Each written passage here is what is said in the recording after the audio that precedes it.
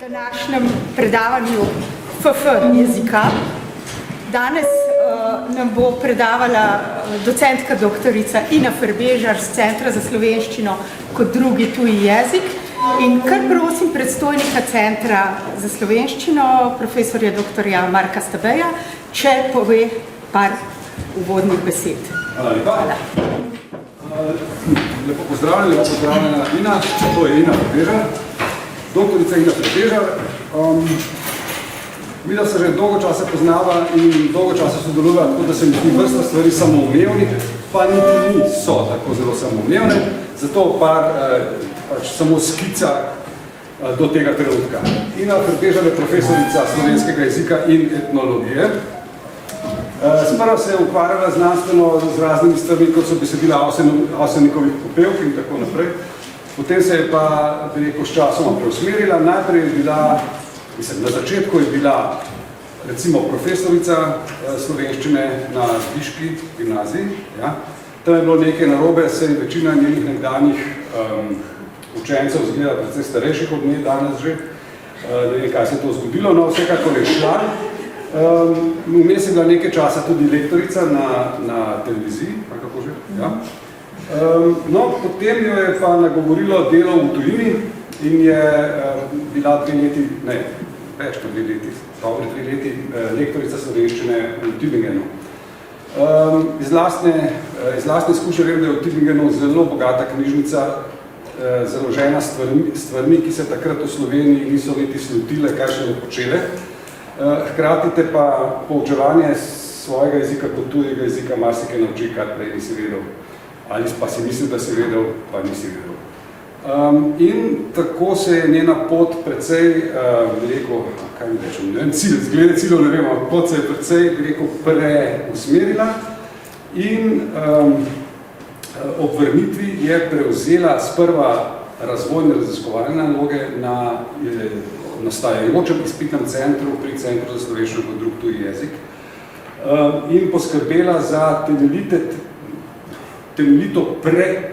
kako se reče, če spremeniš temelje, ki jih prej niti ni bilo, ampak pravzaprav opustiš prakso, ki je bila dotlej, ki je bila pač sprva praksa testiranja slovenščine, ko so se lotili tisti, ki pravzaprav so vedeli, da je to potrebno, pa niso vedeli, kako bi se tega lotili. In tukaj imamo v mislih, in prav, da se ga spomnimo, po mojem kolega Miha Bregant, ki je bi rekel, z veliko požrtvovalnostjo te stvari začel, z veliko predanostjo, pa seveda z malo, glede marsičesa, s premalo znanja, kar se nam vsem dogaja, ampak hkrati je to pač začel in postavil na ta način, da je bilo treba dovolj malo zelo preoblikovati.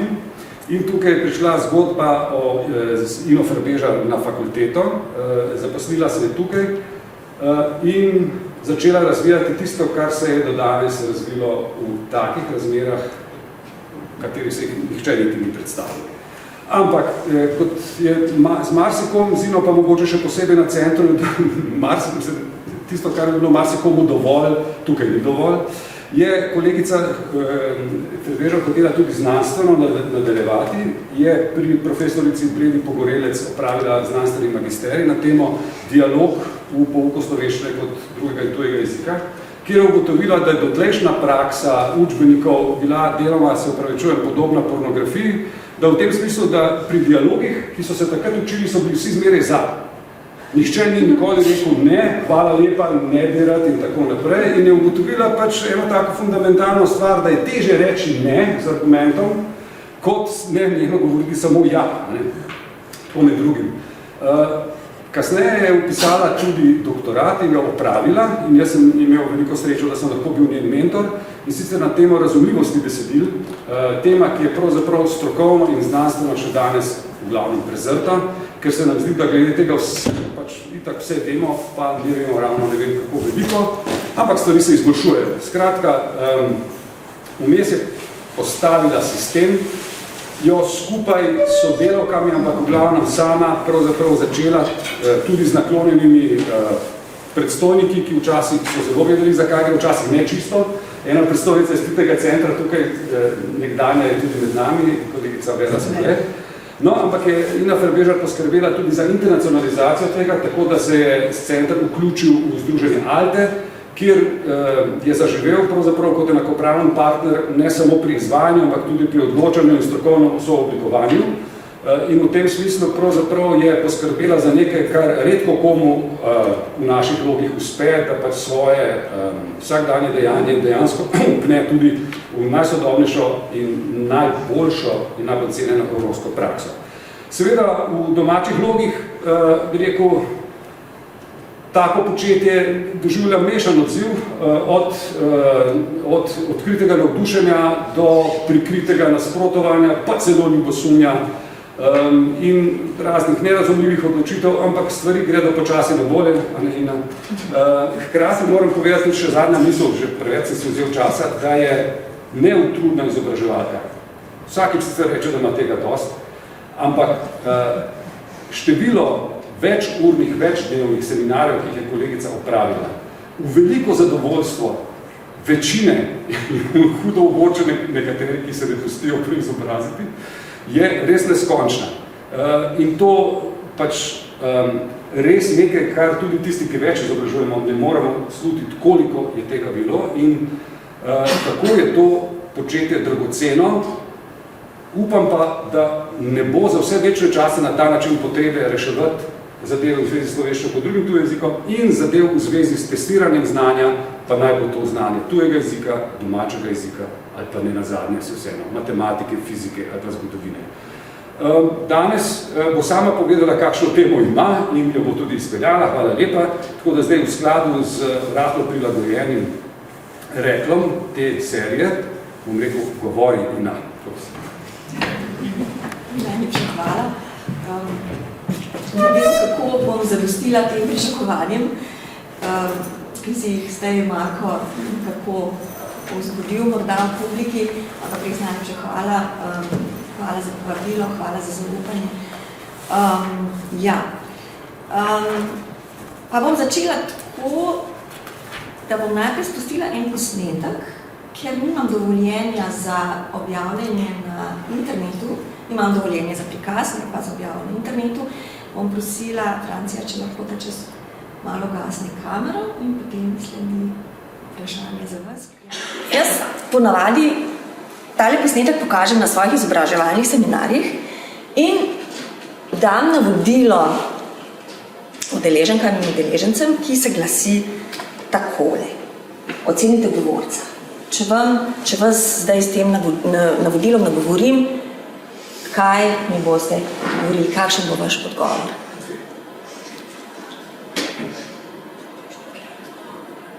Kar na glas.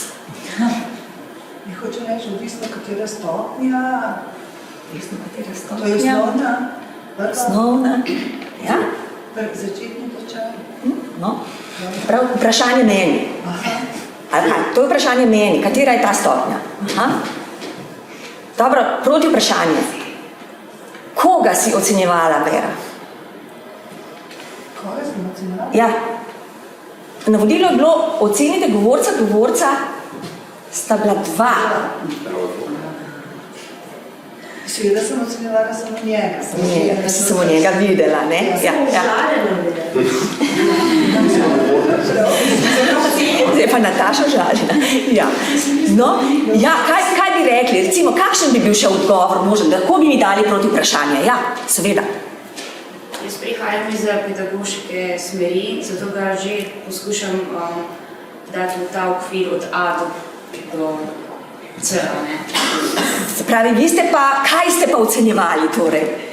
Tukaj ne vemo, smo ocenjevali fanta, ne? Vi ste jezik ocenjevali, ja. Še bi bilo, še kaj, še kakšen odgovor?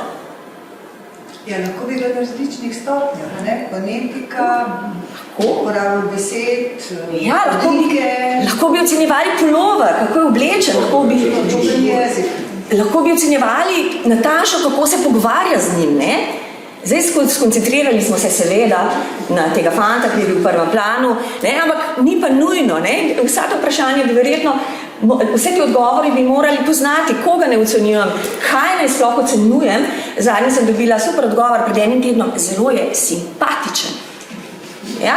morda ocenjujemo nekaj čisto drugega, ne? Odvisno seveda, zdaj vi računate na to, glede na to, da veste naslov, ne poznate naslov, jezik, ne? Izmerjeni jezik, torej bomo ocenjevali jezik, ne bi bilo nujno, ne? Ampak seveda, kaj hočem s tem povedati, odgovor simpatičen, kaj bi vam to povedalo? Da namreč nikoli ne ocenjujemo samo nekega jezikovnega znanja, ampak vedno ocenjujemo človeka. Ne glede na vse, vedno dobi oceno človek kot oseba. In o tem se mi zdi, da se malo pogovarjamo. Najbrž bi morali vedeti tudi kakšen kontekst, ne? Kaj sploh je ta namen, da ne rečem, čemu ga ocenjujemo? Kaj bo pomenila ta ocena? S kom ga bomo primerjali? Take stvari, ne? In kaj je sploh izhodišče tega metra mojega, ne? To, kar si ti rekla, a je začetnik ali je nadaljevati, s kom bom primerjala, z njegovo skupino, z urejenim govorcem, koliko časa je bil tukaj in tako naprej, zelo veliko vprašanj, ne? No in skratka, to so vse vprašanja, ki jih nagovarjamo, kadar ocenjujemo neko jezikovno znanje, zato tudi naslov izmerjeni jezik. Naj povem, kaj me je povabilo k temu, malo ploki spregledam, kaj me je povabilo k razmišljanju o tem, o jezikovnem znanju, oziroma zakaj smo se sploh dogovarjali na oddelku, da bi ponudili ta naslov. Zato, ker veste, da živimo v času, ko so ocene izjemno pomembne, vse je v ocenah. Hkrati jim popolnoma nič ne zaupamo. Pripovedujejo o tem, da so vse ocene previsoke. Ne? V šoli pravijo, da imamo inflacijo odličnih ocen. Hkrati me je nagovorilo to, da ugotavljajo v teh svojih seminarjih, da učitelji ne poznajo problematike ocenjevanja, da se o tem sploh ne pogovarjajo.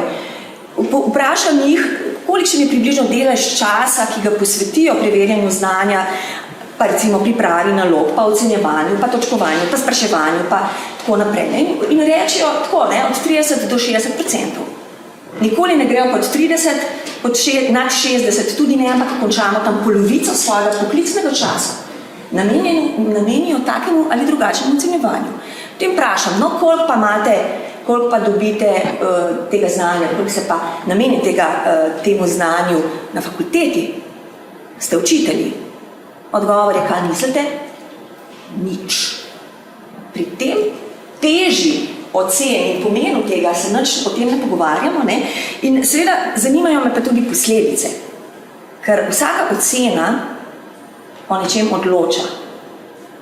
Jaz včasih vprašam učitelje, o čem odločajo v svojih testih, ne, preizkusih, kot oni rečejo.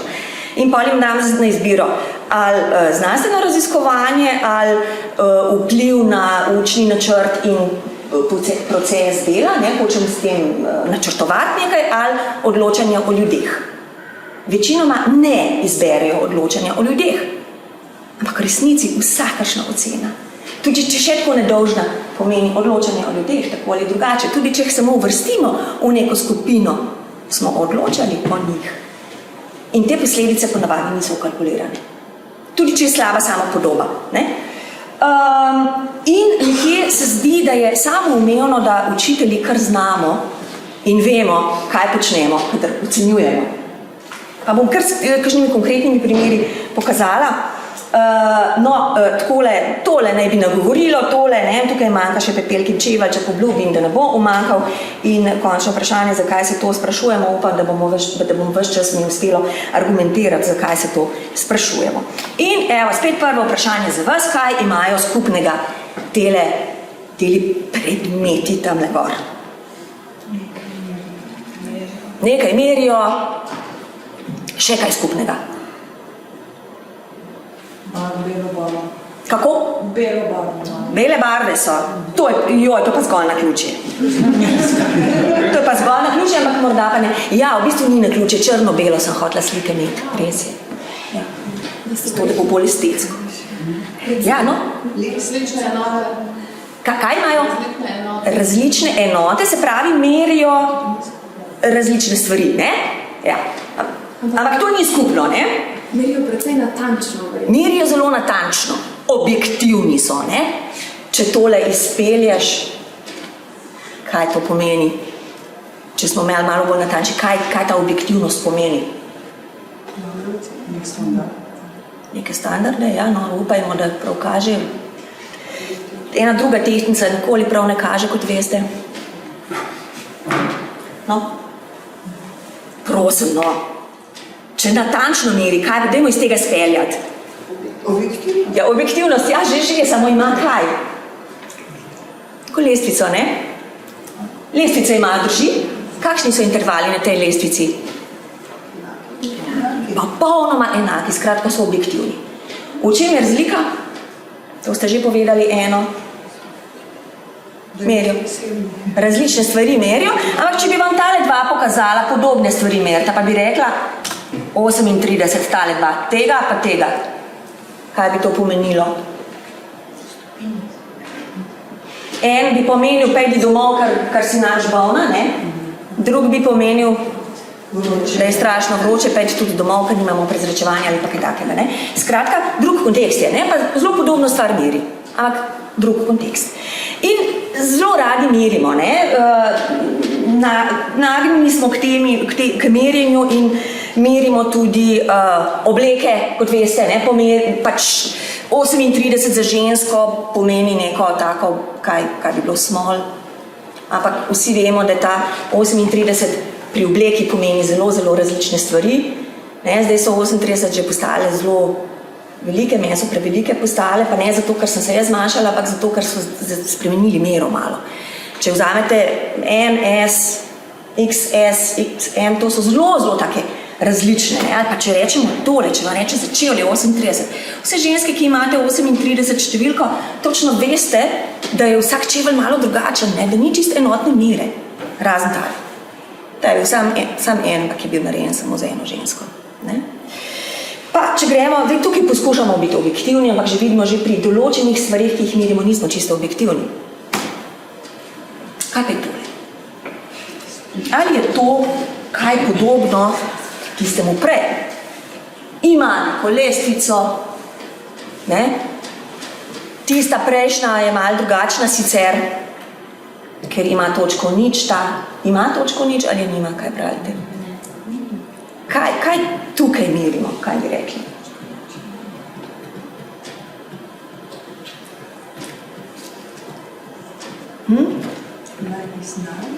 Neko znanje očitno, ne, nekaj takega, meri se znanje, v redu, ne, kakšna je lestvica tukaj? Od 1 do 5, tukaj, ali tukaj lahko obstaja točka nič, če merimo znanje? Ali obstaja točka nič, tam pri tistih merskih enotah obstaja, kaj pa tukaj? Pomenilo popolno odsotnost znanja, ne? To bi pomenilo popolno odsotnost znanja, ali je to mogoče? Mogoče. Pri jeziku, že tukaj smo, ne, to je že kar precej kompleksno. Zanimivo je tale, recimo, ne, odlično, recimo, da je cum laude, ne, suma cum laude, pa so same petke, ne, potem tam. Zanimiva je trojka, kaj je morda s tole dobro 3? Kaj je morda za to oceno? Nekatere stvari ve, te druge pa malo manj. Ali manj. Kaj pa, če je to povprečje ocen od 1 do 5, ali je to mogoče?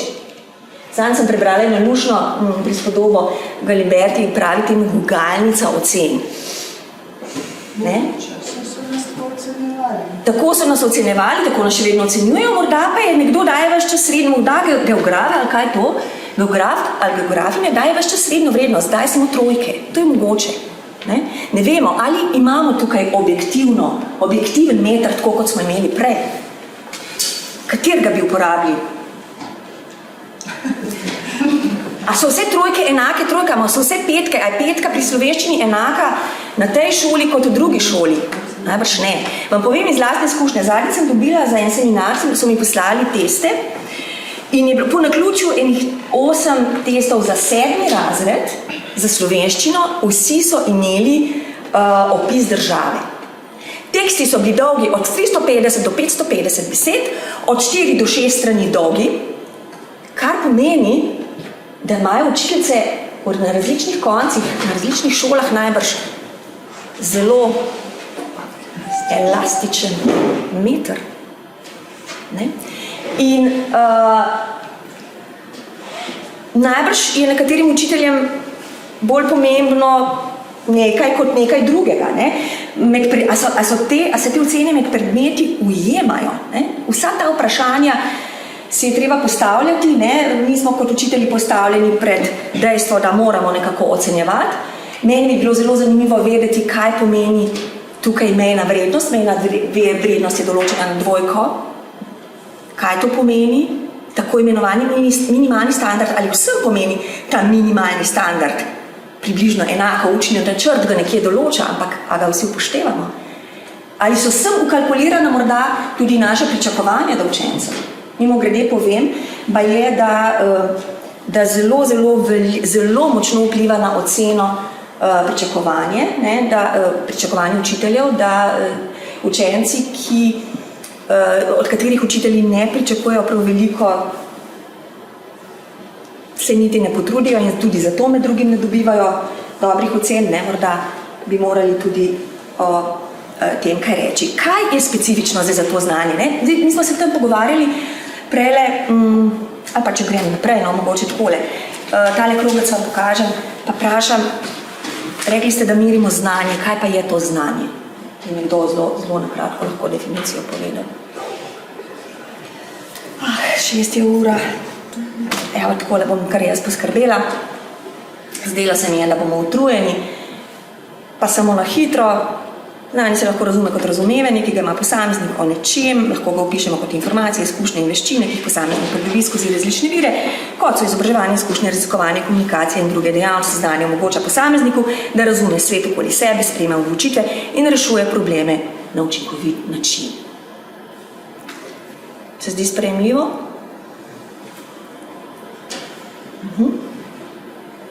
Super. Chat GPT je uspel. Ja?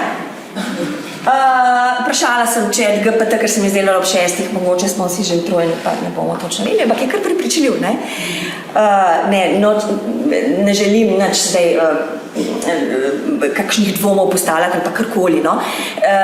Ampak očitno je znanje nekaj, ne, kar pač pridobivamo s časom, z učenjem, z izkušnjami, najbrž tudi z vajami, s kakšnim vadenjem, ne, ni kar danost.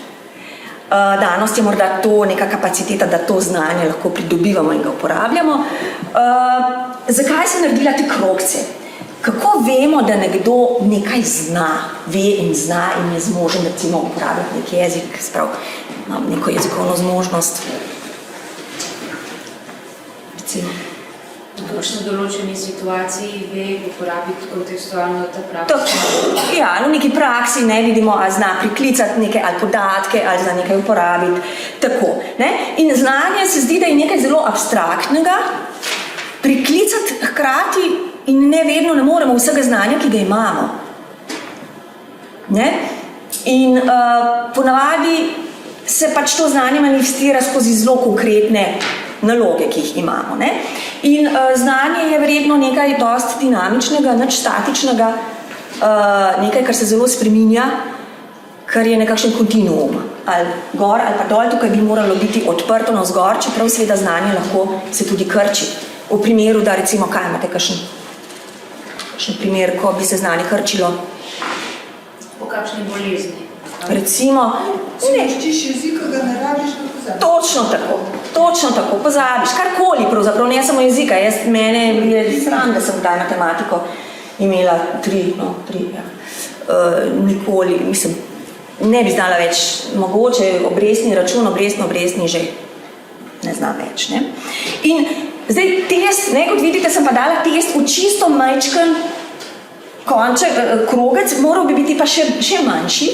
Ne, s testom pa, ne, z jezikovnim preizkusom ali spraševanjem ali karkoli, ko dobimo tisto oceno, ki ste jo prej videli na spraševalu, pa to izmerimo. In s tem mini testkom mi nekaj posplošimo,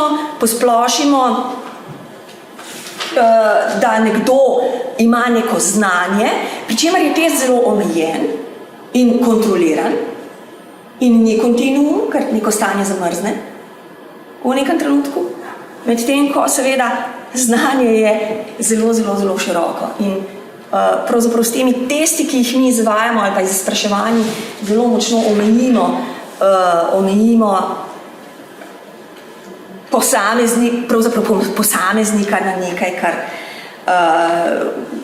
mogoče niti ni tako zelo realno. Se sami veste, pri testih je tudi tako, da marsikaj vpliva na to, kako dobro boste tisti test rešili. Tukaj se mi zdi, da se morda premalo tega zavedamo. Pri jezikovnem testiranju se mi zdi, da je morda še toliko bolj zapleteno vse skupaj, ker jezik ni samo sredstvo, ni samo tisto, s čimer sprašujemo oziroma s čimer preverjamo, ampak je hkrati to tudi cilj in tam se stvari še bolj zapletejo. In seveda jezikovna zmožnost, jezikovno znanje je takšen kontinuum je pa vedno strašno težko meriti, to vam bodo psihologi lahko zlahka razložili, da ni tako zelo enostavno. In seveda, ko izvajamo, ko delamo teste znanja, kakršnekoli, bi bilo dobro, če to nekako ukalkuliramo. Poleg tega so take ocene, kot smo jih videli na spričevalih, ukalkulirana koliko je nek učenec, dijak, kdorkoli ga že ocenjujemo, napredoval, kako je v primerjavi z drugimi, kaj od njega oziroma nje pričakujemo in tako naprej. Zdaj, seveda, pri ocenjevanju tujega jezika si lahko pomagamo s tem, ko nekoga ocenjujemo, ko ocenjujemo njegovo zmožnost, kot smo imeli pri tem, kot smo se čisto na začetku pogovarjali ob Hozeju, Hozej ime temu prijaznemu fantu, imamo en tak mirski instrument, ki nam malo pomaga pri oceni, da se delamo, da je ta ocena bolj objektivna.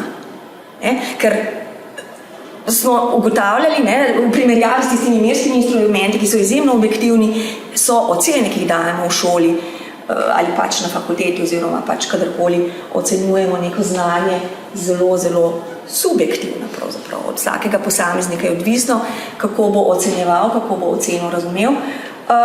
Mi pa imamo to srečo, da imamo en dokument, ki nam pomaga izdelati tak mirski instrument oziroma lestvico, po kateri lahko ocenjujemo, in to je dokument Skupni evropski jezikovni okvir. Verjetno ga večinoma poznate, ali kaj povem malo več o tem? Poznate, ne? Poznate. No, pa tudi tule lahko vidite nekaj primerov, predstavljate si, da pač, pa še morda tole pokažem njegov dodatek, da gre tukaj za dokument z opisom jezikovnega znanja na 6 takih malo bolj robustnih ravneh. Opozorila bi vas, da na tole malenkost, da štarta z najvišjo možno oceno, oziroma ne oceno, ampak ovrednotenjem tistega, kar človek maksimalno lahko zna in gre od vrha navzdol. Tako malo bolj optimističen pogled na jezik. Včeraj sem bila pozorna, bila sem na eni učiteljski konferenci, kjer so se pogovarjali o povratni informaciji in tam so neke učiteljice slovenščine pokazale neko lestvico, ki jo uporabljajo pri vrednotenju neke produkcije jezikovne in je bilo zanimivo, da so štartale z negativno 1. Tukaj je tudi čisto psihološki učinek, če štarta z nečim, kar nekdo zna, pa rečeš, ok, tega še ne zna. Mogoče tega še ne zna, gremo malo dol pogled, mogoče to že zna. In to seveda, to zelo prav pride, kadar se oblikujejo lestvice za ocenjevanje jezikovne produkcije. Oziroma tudi recepcije pravzaprav. Ta SEO ima ogromno enih lestvic, ki pač omogočajo izdelati jezikovni profil govorca. Zdaj takole bi pokazala, recimo zelo enostaven jezikovni profil. Vi sami dobro veste, da jezika ne znamo na popolnoma enakomerni ravni. Če vzamete svoje tuje jezike ali pa tudi če vzamete slovenščino, verjetno ne obvladate enako vseh dejavnosti. Namreč ne znate enako dobro pisati po nareku, kot, kaj pa vem,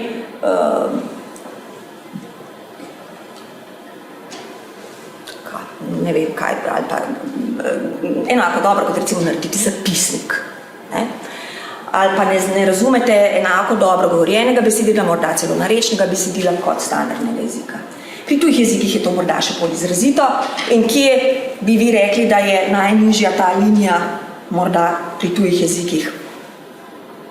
Morda takole pri pisanju največkrat najmanj pišemo, morda pa tudi ne. Pri prevajalcih morda govorjenje ne gre tako dobro, pa so lahko odlični prevajalci, pa ne, gre seveda prevajanje je super, ne, na zelo, zelo, zelo visokem nivoju, medtem ko pa branje, ne, medtem ko morda z govorjenjem ni tako. Ne. In če govorimo o jezikovnih profilih, so naravni profili takile.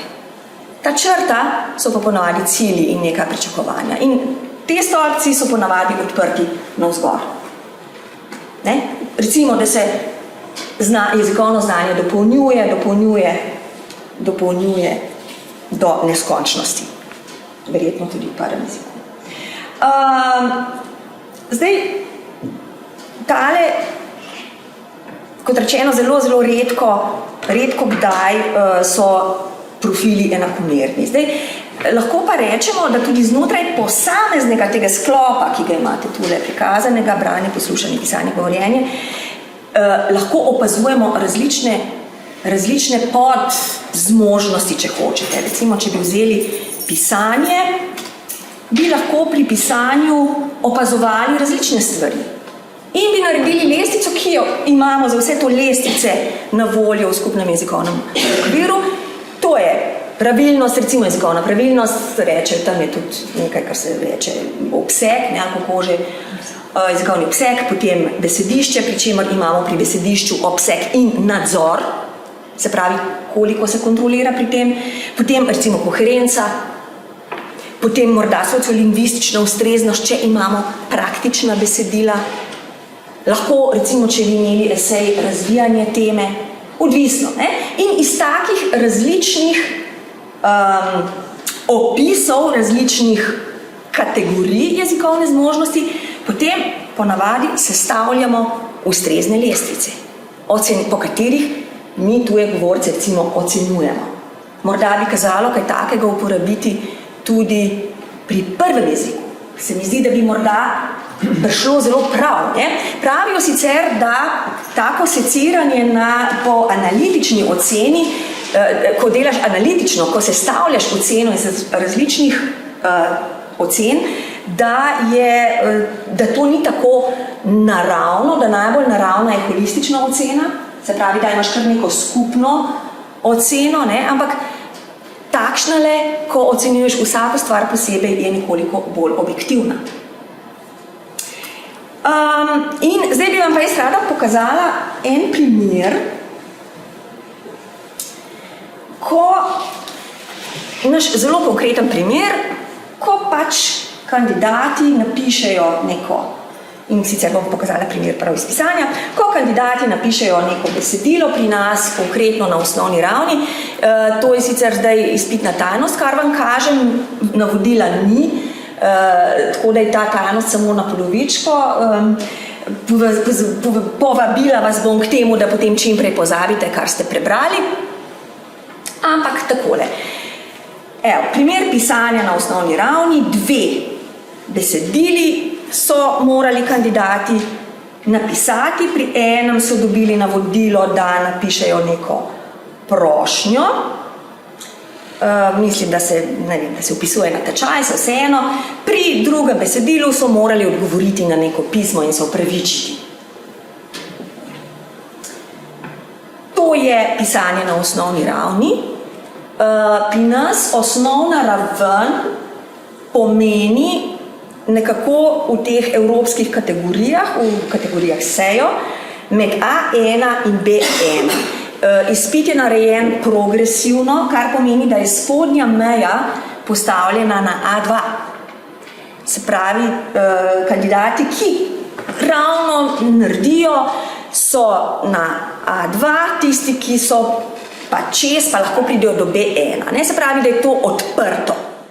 Pri produkciji je to smiselno, ne? Da je odprto, nekako in če zelo dobro napiše, potem lahko dobi oceno B1, če pa malo slabše napiše, pa je tudi A2 dovolj, da človek izpit opravi.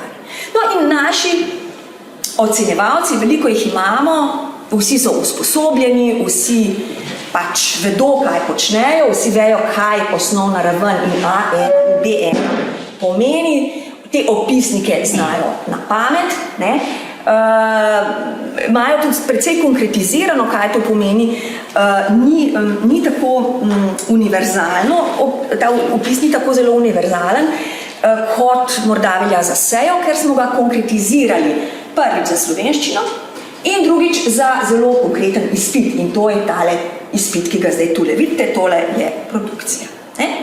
No in zdaj vi seveda računate, da bodo naši ocenjevalci in ocenjevalke to pač nekako ocenili, možnih točk je 20, ne, vi nimate lestvice, tako da ne morete reči, koliko bi to bilo, naši ocenjevalci in ocenjevalke so imeli lestvico in ocene so bile takele.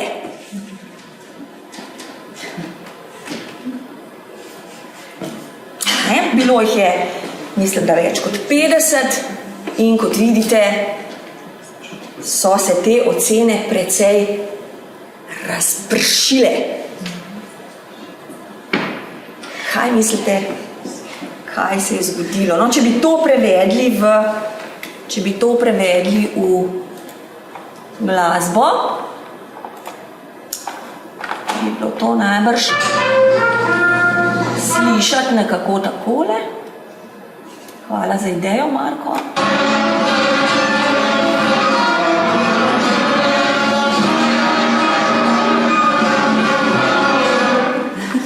Ne, to približno bi bilo tako. Grob šum, razglašenost najbrž, ne.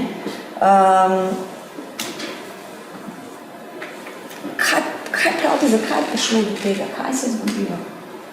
To so vendar usposobljeni ocenjevalci. Kako je mogoče, da se je to zgodilo? To je tako kot prometnostno drsanje. Imaš na eni strani tehnično vrednost, na drugi pa izvedbo programa, ki je pa zelo subjektivna. Tudi tukaj, ne? To je zelo pomembno, hvala, da si to omenila. Namreč vsak tak opis, ki ga imamo za določeno število točk, subjektivno interpretiraš. Ne? In kaj bi bilo super, če bi se tole zgodilo? Ne? Če bi vsakega kandidata takole ocenjevali, dali bi povprečno oceno, modrost množic, evo, človek je naredil. Ne? Tukaj imamo ocene od ene točke od 20 do 19 točk. Nor razpon. To se je namreč zgodilo zato, ker je ta kandidat zelo veliko napisal. In so ga nekateri zato nagrajevali. On je presegal tisto, kar se od njega pričakuje, nekih 50 besed. Po drugi strani so bili nekateri pozorni točno to, ne, kar praviš, na slovnico. Eni so bili pa bolj na to, kako je zadevo izvedel. Vse on je čisto dobro spelal. Mi zelo radi formo malo bolj, formi dajemo več vrednosti. Čeprav so naši ocenjevalci vzgojeni, da niso tako zelo pozorni na formo, ampak bolj na izvedbo, ne nazadnje imamo opravka z nekom, ki je na ravni A2, to je komaj druga izmed 6 ravni, pri čemer je ta spodnja raven. Ne? In tukaj se lahko čisto dobro vprašamo, a je moj A-ton, A tam pri tistem orkestru, tvoj A2? Izvoli. Kakšno je bilo potem pa povprečje končne? Ne spomnim se, ampak ponavadi itak damo bom povedala, kako se to dogaja, ne? Ampak tukaj bi mu dali povprečno vrednost in to bi verjetno, mislim, da bi ravno šlo čez mejo, da bi ravno nekih tam 12 točk dobil, kar je mejna vrednost, ne? pač modrost množic. Se vidiš, da je bolj v sredi je vendarle večina stvari, ne? Ampak je nekje na meji. Bom tudi potem povedala primer, kaj to točno pomeni. Ne? Se pravi, tukaj je vprašanje, a je moj A2, tvoj A2, en naš kolega, se pravi, zelo velika korifeja, pravzaprav to ni moj citat, profesor Alderson z Univerze v Lancasteru, korifeja na področju jezikovnega testiranja. Njegovo prvo vprašanje, ko je izšel ta dokument, skupni evropski jezikovni okvir, je bilo, a je moj B1, tvoj B1, en drug naš kolega je pa to potem prevedel bolj v svoj jezik, pa je rekel, ne, tudi zelo znan profesor v Belgiji, a je moj mojito, tvoj mojito. Ne? In s tem hotel povedati, da je vsak recept malo drugačen. Ne? In ja, no, ko sem jaz tole videla, ne, smo s kolegicami, s katerimi skupaj delamo v centru, v izpitnem centru in brez katerih seveda ne bi bilo ne tega, o čemer pripovedujem, ne telih takih analiz, smo se najprej zgrozile, kaj bomo zdaj naredile. No, potem sem bila pa povabljena na eno umerjanje, takole določanje standardov znanja na GTV inštitut, kjer smo imeli ravno tako, kjer smo pa C1 izpit postavljali tudi mejno vrednost in zgodilo se točno to. In so rekli, da se to vedno zgodi pri mejnih kandidatih, ko so nekje na meji in pri tistih profilih, ki so neenakomerni. Se pa imaš od 8 do 12, največina. Ja, tako. Tako, bi šlo. Ja, tako. Ne? In to se vedno zgodi. In take kandidate imamo potem za tako imenovanega ravno že sprejemljivega kandidata. Zdaj, seveda, tukaj se pri nas, konkretno v našem centru, se zaplete, ker so kandidati zelo heterogena skupina. Recimo, če bi to imeli enega takega minimalno sprejemljivega kandidata pri nas, recimo na oddelkih, na jezikovnih oddelkih, ne, bi si ga lahko postavili. Bi bilo to mnogo lažje, zato ker so mnogo bolj homogeni. Ker so pač vsi govorci slovenščine kot prvega jezika. Ne. Pri nas in moje kolegice bodo najbrž že tamle kimajo, ne, imamo kandidate različnih izvorov in pri vsakem je nekaj tako specifičnega. In potem imamo na začetku vedno, preden gremo ocenjevati, neke tipične produkcije, recimo za nekoga, ki je srbsko-hrvaško govoreč, potem nekoga, ki je rusko govoreč, potem nekoga, ki je albansko govoreč, prvotno, ne, se pravi njegov prvi jezik je to, zato, da imamo približno mero, kaj se bo, mero, na kateri gradimo. Ker o čem je seveda problem? Prvi kandidat, ki pride na izpit, določi mero. In zdaj, vi dobro veste, ker vas je veliko tukaj tudi nekaj profesorjev, točno veste, če je prvi kandidat zelo dober, vam postavi mero, če je prvi zelo slab, vam tudi postavi mero, pa naslednji delajo. Ne? In zato pri nas naši ocenjevalci dobijo en takle posnetek, kot je bil recimo tale Jose, in to je njihova mera za tisti izpitni rok. In to morajo vedno pogledati, preden grejo ocenjevati ustni izpite. In enako velja tudi za pisanje. In pač temu mi rečemo umirjanje. Zdaj, zakaj sem jaz tole ponudila hrup, šum, razglašenost? Tukaj sem se s tem hrupom, nekako se referiram na eno knjigo z naslovom Hrup, enega Nobelovega nagrajenca za ekonomijo, enega vedenskega psihologa, Kahnemana, morda ste slišali, Razmišljanje hitro in počasno. No, on je napisal tudi to, skupaj so avtori, to knjigo Hrup in potem meni je bila zelo všeč, potem sva se pa z Markom pogovarjala, je bil pa jezen, če je za nič prevod, ne, to je noben hrup, to je šum, ne, noise je naslov, no potem je pa kolegica, ki tudi tam ne sedi, rekla, to je razglašenost. In zato potem ta ideja s tem orkestrom in dejansko je to najbolj res razglašenost. In ker se pač v izpitnem centru zelo želimo, da bi se ljudje oglaševali, pač, ne, da bi takole naredili. Kje ste vi? Takole, ne. Da bi bil naš tak orkester takole. ne pa tisti prejšnji orkester. Zato imamo pač mi vse te mehanizme, kako, s katerimi pač skušamo spraviti vse svoje ocenjevalce na skupni imenovalec. 120 jih je. Zdaj si pa predstavljajte, da recimo, da ne delate tega, kaj se lahko zgodi. In trenutno se dogaja, da dejansko uradne izpite iz slovenščine skuša naša vlada razpršiti po celi Sloveniji, ne da bi upoštevala vsa tale dejstva. Nekaj se spreminja, zakon o tujcih, morda ste bili pozorni, tam uvajajo neke jezikovne izpite in ti jezikovni izpiti naj bi se izvajali kjerkoli pač po Sloveniji. Predstavljajte si, kaj se bo zgodilo, če bo to počel kdorkoli, ki ne bo točno vedel, kaj počne. Razglašenost bo velika. Zdaj, to načelno ne bi bil problem, če ne bi bile tukaj zadaj zelo, zelo usodne posledice. To pomeni, da nekateri ljudje, se pravi, da ne bi bila zagotovljena poštenost do ljudi, nekje bi bilo lažje narediti kot kje druge, izpit in vsi bi šli potem tja, ker bi bil meter tam bolj elastičen, kot je nekje na kakšnem drugem koncu, naprimer pri nas. Po drugi strani imamo tudi potem ene izpite, ki se izvajajo drugje, ki jih izvajajo recimo zdravniški izpit, se pravi izpit iz slovenščine za zdravnike na zdravniški zbornici, tam po moji vednosti nimajo tovrstnih uglaševanj, da bi točno imeli neko zelo konkretno mero, kolikor poznam in kolikor je dostopno na internetu, je tam pač ni nobenih lestvic, je merilo pač koliko lahko škodujemo pacientom.